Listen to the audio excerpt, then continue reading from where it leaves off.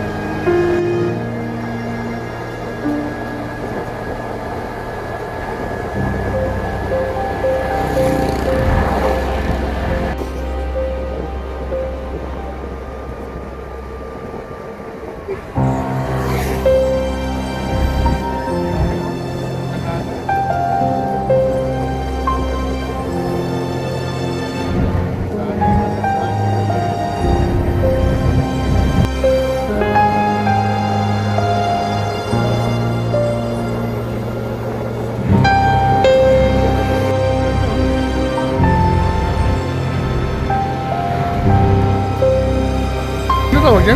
Keeping. Gawa sa kasaba. Keeping. Kasaba. Tag 10 ang isa. Kaya ba natin tikman? Mas lagyan mo na. Keeping. May sauce pa siya, no? May sauce pero parang ano lang. Kasaba galing sa kasaba. Galing sa kasaba tapos piniprito? Oo, ibunad siya sa daan. Ibibilad muna. Tapos pipiritohin. Oo. Malaki pala. 10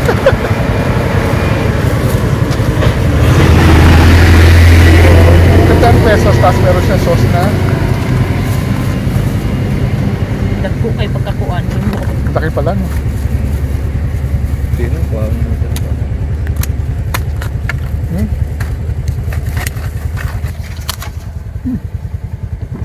Opera. Taba. Sarap yan. Siyempre nakuha si Biko, yung nasa 1,100 peso. Pinakakulang siya kaso 1,000. Malapit siya sa tao. So, binalik ko din siya sa Philippine Legal Center. Dito siya nakuha sa Mount Palatungan Range National Park. Lapit na tayo sa Lake Apo.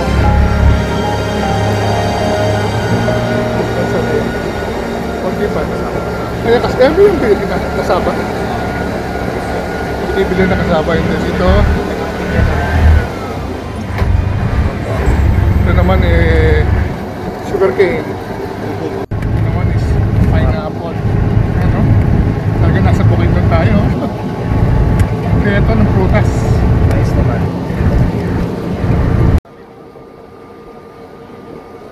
Ayos ah.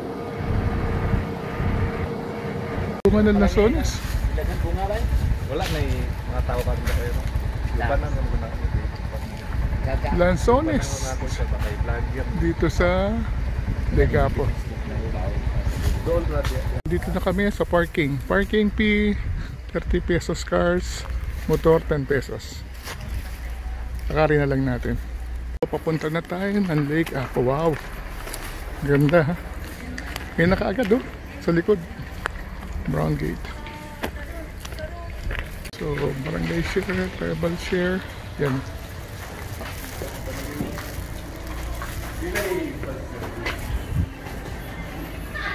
Ito yung entrance. Wow! Ang ganda naman yan. Super ganda naman. Grabe ang ganda ng lake.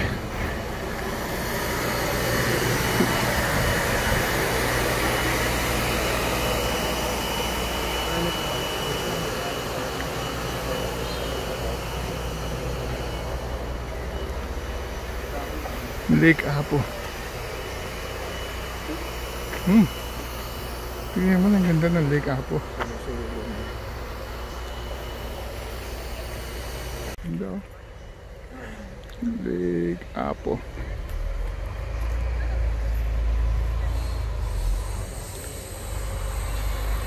Tingnan natin ng CR. Oh, wow. Grabe, ang linis ng CR. Ganda naman ang CR dito. Talagang na.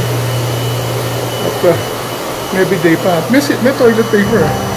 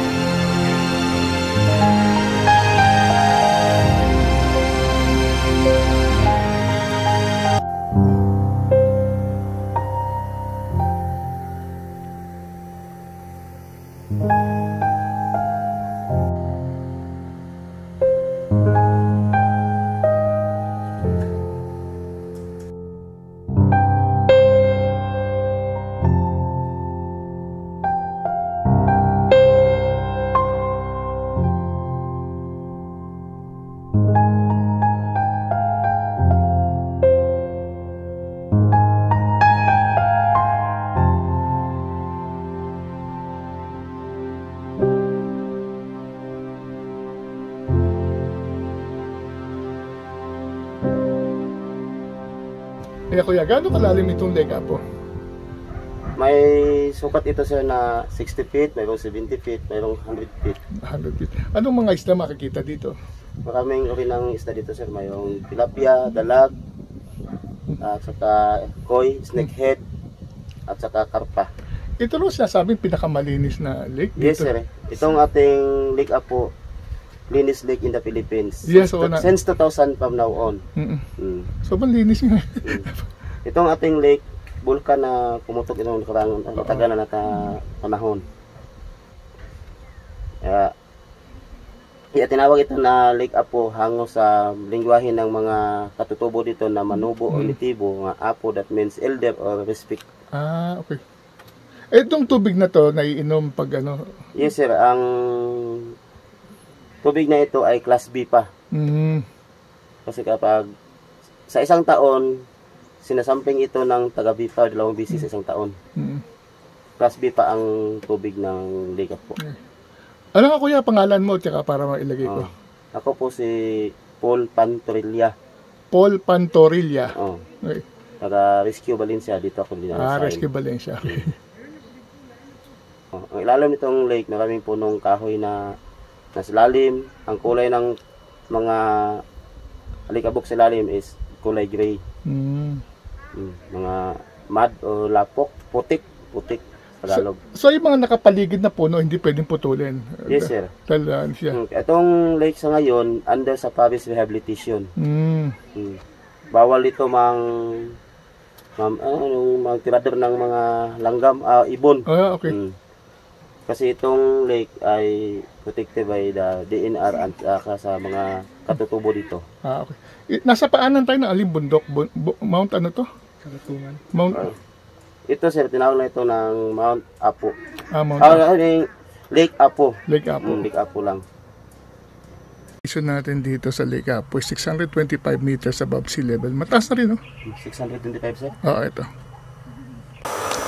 Hello mga ka-senior. Finally, narating na natin itong Lake Apo dito sa may Valencia, Bukidnon. Malapit lang naman siya sa sentro ng Bukidnon. I think mga 12 kilometers. Nandito na kayo or 30 minutes drive. Pagdating yun sa bayan, kumalan lang kayo and then dire-diretso na yung kalsada. And then pagdating naman sa mga 10 kilometers, kakaliwa kayo at mga 2 kilometers mararating nyo na ang Lake Apo. Ang entrance fee is 70 pesos. At nakita nyo naman kung gaano kaganda yung facilities. Napakalinis ng CR, napakalinis na kanilang picnic area, at medyo meron ding mga parking area. 30 pesos lang yung parking, pero pag motorsiklo 10 pesos. Ang mga tables is at 100 pesos ang bayad kung gusto nyo mag-picnic. Pero kung gusto nyo mag-floating cottage, 400 pesos ang babayaran nyo. So I guess, napaka-relaxing puntahan itong Lake Apo. Ang ganda. Yan ang view natin, no? Napaka-perfect. So para sa family naghahanap ng magandang lugar na pwedeng pasyalan dito sa may Bukidnon, highly recommended itong Lake Apo.